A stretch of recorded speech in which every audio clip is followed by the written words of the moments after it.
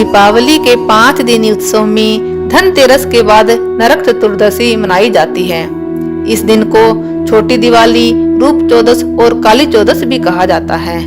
इस दिन यम पूजा, कृष्ण पूजा और काली पूजा होती है। इस दिन दक्षिण भारत में वामन पूजा का भी प्रचलन है। नरक चतुर्दशी के दिन व्रत करने से भगवान श्री कृष्ण व्यक्ति को सौंदर्य प्रदान करते हैं। मान्यता है कि इस दिन सुबह स्नान करके भगवान विष्णु और कृष्ण भगवान की पूजा करनी चाहिए और संध्या के समय यमराज की पूजा और दीप दान करने से अकाल मृत्यु और नरक की यातनाओं का भय नहीं रहता। नरक चौदस के दिन दीप दान और पूजा का विधान है। छोटी दिवाली के दिन रात में घर के बुजुर्ग एक दिया जलाते हैं और पूरे घर में घुमाते हैं। उसके बाद उस दिए को घर से कहीं दूर छोड़ आते हैं। ऐसा करने से नकारात्मक शक्तियां बाहर चली जाती हैं। अब शुरू करते हैं नरक चतुर्दशी की कथा।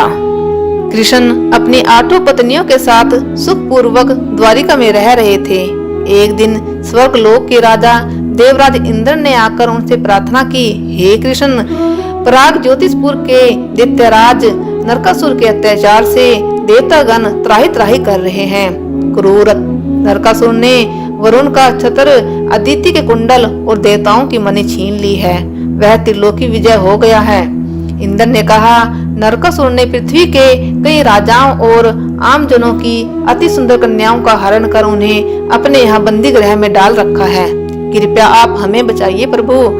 इंद्र की प्रार्थना स्वीकार करके श्री कृष्ण अपनी प्रिय पत्नी सत्यभामा को साथ लेकर गरुड़ पर सवार हो पराग ज्योतिषपुर पहुँचे। वहां पहुंचकर भगवान कृष्ण ने अपनी पत्नी सत्यभामा की सहायता से सबसे पहले मूर्तित्य सहित मूर के 6 पुत्रों तामर, अंतरिक्ष, श्रवण, विभावसु, नभस्वान और अरुण का संहार किया। मूर्तित्य का वध हो जाने का समाचार सुन नरकासुर अपने अनेक सेनापतियों और दैत्यों की सेना को साथ लेकर युद्ध के लिए निकला। नरकासुर को स्त्री के हाथों मरने का श्राप था, इसलिए भगवान श्री कृष्ण ने अपनी पत्नी सत्यभामा को सारथी बनाया और घोर युद्ध के बाद अंत में श्री कृष्ण ने सत्यभामा की सहायता से उसका वध कर डाला। इस प्रकार नरकासुर को मारकर श्री कृष्ण ने उसके पुत्र भगदत्त को अभयदान देकर उसे प्राग ज्योतिष का राजा बनाया। भगदत्त कौरवों की ओर से महाभारत युद्ध में लड़ता है।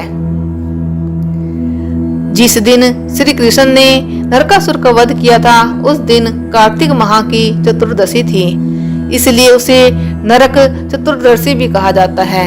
इस दिन श्री कृष्ण ने नरकासुर का वध किया था और उसकी कैद से लगभग 16,000 महिलाओं को मुक्त कराया था। इसी खुशी के कारण दीप जलाकर उत्सव मनाया जाता है।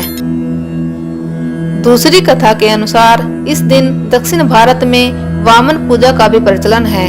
कहते हैं कि इस दिन राजा बलि को भगवान विष्णु ने वामन अवतार में हर साल उनके यहाँ पहुँचने का आशीर्वाद दिया था। इसी कारण से वामन पूजा की जाती है।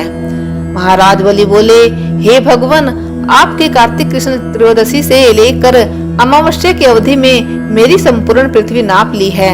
इसलिए जो व्यक्ति मेरे राज्य में चतुर्दशी के दिन यमराज के निमित्त दीप दान करेगा उसे यम यातना नहीं होनी चाहिए। और जो व्यक्ति इन 3 दिनों में दीपावली का पर्व मनाए उनके घर को लक्ष्मी जी कभी न छोड़े, ऐसे वरदान दीजिए। यह प्रार्थना सुनकर भगवान वामन बोले, राजन, ऐसा ही होगा, तथास्तु। भगवान वामन द्वारा राजा बलि को दिए इस वरदान के बाद से ही नरक चतुर्दशी के दिन यमराज के निमित्त व्रत पूजन और दीप दान का प्रचलन आरंभ हुआ। इस दिन के व्रत और पूजा के संदर्भ में एक दूसरी कथा यह है कि रंती देव नामक एक पुण्यात्मा और धर्मात्मा राजा थे। उन्होंने अनजाने में भी कभी कोई पाप नहीं किया, लेकिन जब मृत्यु का समय आया तो उनके समक्ष यमदूत खड़े हुए।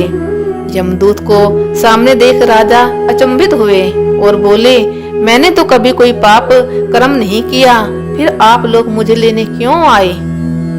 आपके यहाँ आने का क्या मतलब है? क्या मुझे नरक जाना होगा? आप मुझ पर कृपा करें और बताएं कि मेरे किस अपराध के कारण मुझे नरक जाना पड़ रहा है। यह सुनकर यमदूत ने कहा कि हे राजन, एक बार आपके द्वार से एक ब्राह्मण भूखा लौट गया था, यह उसी पाप कर्म का फल है। इसके बाद राजा ने यमदूत से 1 वर्ष समय मांगा। तब यमदूतों ने राजा को 1 वर्ष की मोहलत दे दी। राजा अपनी परेशानी लेकर ऋषियों के पास पहुँचे और उन्हें अपनी सारी कहानी सुनाकर उनसे इस पाप से मुक्ति का उपाय पूछा। तब ऋषि ने उन्हें बताया कि कार्तिक मास की कृष्ण पक्ष की चतुर्दशी का व्रत करें और ब्राह्मणों को भोजन करवाकर उनके प्रति हुए अपने अपराधों के लिए क्षमा याचना करें। राजा ने वैसा ही किया जैसा ऋषियों ने उन्हें बताया। इस प्रकार राजा पाप मुक्त हुए और उन्हें विष्णु लोक में स्थान प्राप्त हुआ। उस दिन से पाप और नरक से मुक्ति हेतु भूलोक में कार्तिक चतुर्दशी के दिन का व्रत प्रचलित है।